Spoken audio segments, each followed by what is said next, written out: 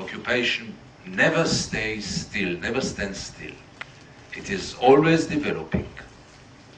And it's becoming, from year to year, more brutal and more cruel. It can't be different.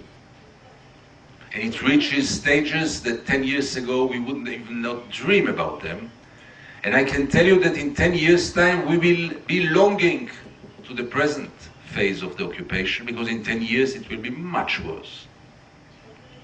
It's an inevitable route that you go. As long as the occupation is there, it must become all the time more and more brutal.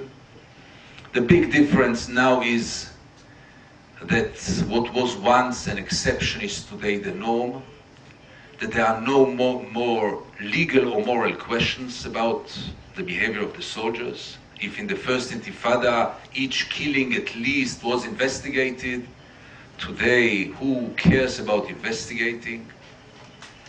When I was shot once in my bulletproof car by Israeli soldiers who didn't know, I believe, didn't know who is in the car, what really shocked me was not the shooting. Palestinians are going through it every day, but not in bulletproof cars. But the indifference after it. No, I mean, it was for the soldiers as if they were lighting a cigarette.